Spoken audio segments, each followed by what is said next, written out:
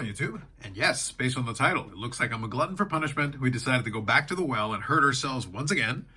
Got a second box of Upper Deck Black Diamond AEW. 6 cards per packs. 1 pack in this box.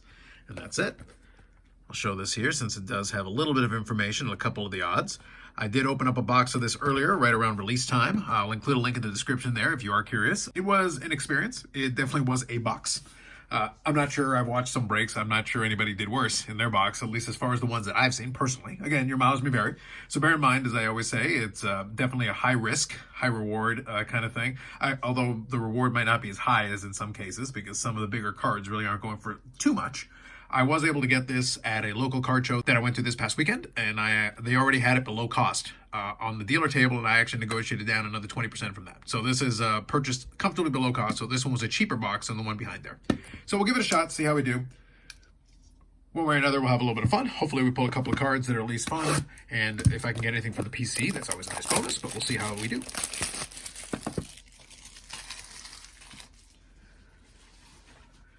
All right, so in this one, we've got the sticker there on the front. Let's see if I can open it up. Trying to see through the viewfinder is always a little bit tricky.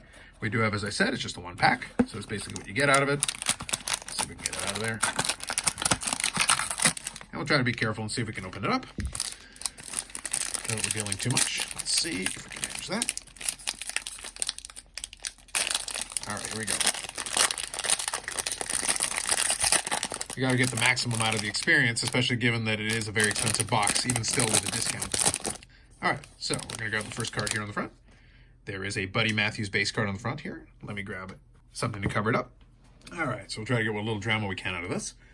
Since in case for whatever reason you've been under a rock and you haven't seen any of the breaks previously, there are a lot of manufactured patches in this one, which I think honestly hurts the product quite a bit, but we'll get into that when we get to it. So this is your base card, and these are numbered to 149. They're actually pretty nice looking base cards. Condition sensitivity can be an issue, so we'll see what happens. So as far as base cards are concerned, that is what it looks like, front and back. That's one. Next card here looks like it is a manufactured patch, so we're going to try to peel that off slowly. Oh, this one's going to be interesting for a couple of reasons, but here it is. So this one is an autograph manufactured patch, and it's a Miro. So, you know, not exactly the best one that you could have gotten, but nonetheless, it is an autograph manufactured patch. And I believe these are numbered, and this one is numbered to 99. So there it is, we got that one. So there's a Miro. Sooner than later, will be likely headed towards WB, assuming, you know, I guess, whatever his contract situation is. So we'll see what happens with that one. Next one here. We got another manufactured patch, and this one is the regular version of it. So it's a full gear Switchblade J White. So this is kind of what I've seen on a lot of different box breaks that I've seen. Having the manufactured patches isn't the greatest, but then having multiple of them actually kind of compounds the issue. You don't want to be seeing too many of those because they really haven't held up very well. Secondary market on those. So let's see what we got next. Next one here. Oh, this should be interesting. All right, there we go. We got an Anna J Relics. These ones are at least nice looking. I do like the design on these ones.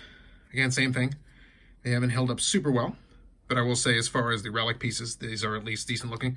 And Anna J is still reasonably popular, so not a bad one there. Our next one here, we got one behind it. We got for Exquisite. And Exquisite, we've got Shane Taylor. And these Exquisites are numbered, so it's numbered to 99. So far, a little bit rough. We'll see. We'll see what it ends up looking like. We got one more card kind of to salvage this one. Let's see how we do. We got Shane Taylor on that one. And the next box break that we're going to have on here is most likely going to be a lure. It looks like it is going to come out on time. So we got one more card here. Let's see what happens. We've got an Exquisite, Shibata, and actually my mistake. I said Exquisite the first time. It's actually Squared Circle Gems. So it is numbered to 99, but it's Squared Circle Gems, so my bad on that. And the Exquisite card that I do have at the end is a Shibata. And this one is numbered as well, and that is numbered to 125, so it's a base Shibata. There it is. So that's the second one. I'll do a quick recap on it in a second, but I would say I'm 0 for 2 on these boxes of a Black Diamond. Black Diamond hasn't treated me too well, unfortunately, on my individual boxes anyway. Alrighty, recap time. So what we got, 6 cards we mentioned in the box break. So we started off with the Buddy Matthews base card, numbered to 149. Then we've got a Squared Circle Gems for Shane Taylor, numbered to 99, the base version. Next up, we've got the Shibata Exquisite Collection. This one's numbered to 125. We got that one there. Then we've got a manufactured logo patch of Switchblade Jay White. An Anna J Relics, Diamond Mine Relics on that one. Not numbered. And last one here, the autograph in the pack was a Miro event logo patches from All Out, and that one is numbered to 99. So overall, so here we'll put these two here just to kind of finish off the video. So overall, I'm going to be able to almost borrow the same title from the last one. So that was A Box, Part 2. I think the box breaking gods have basically said stay away from this one for me. Unfortunately, it didn't work out. I was crossing my fingers that this one would be a little bit better than the last one. It's kind of a wash, I gotta be honest. I'm not really sure if this one was much better than the first iteration of it.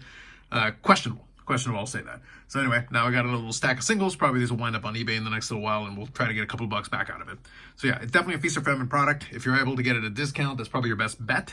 Otherwise, you just check out the singles. I will have a mail day probably next week. That's going to be from Ship My Cards, which is going to have a whole bunch of singles. And it should be a pretty good mail day as far as adding cards to the collection, because the packs really haven't added too much PC stuff. So nonetheless, I'll make these available, and we'll get them out the door. But I wanted to take one more stab at it. As I said, I'm a glutton for punishment, so we figured we'd give it one more shot. And in this case, I think we got smacked down pretty good on this one. So with that said, more videos coming up on the channel. We'll have a little bit of fun with those. As I said, now that Allure, I think, is imminent, we'll definitely go with that. I had a lot of fun with Allure last time around, so I'm crossing my fingers and hoping that'll be the case again. There's a lot of stuff in there to like, and some stuff in the checklist that's a little bit interesting. I did do a video on the channel, kind of looking over the checklist, so definitely some interesting stuff on there for sure. With that said, that's it for me for now. Like if you like the video, subscribe to the channel. Thanks very much, and we'll catch you in the next one.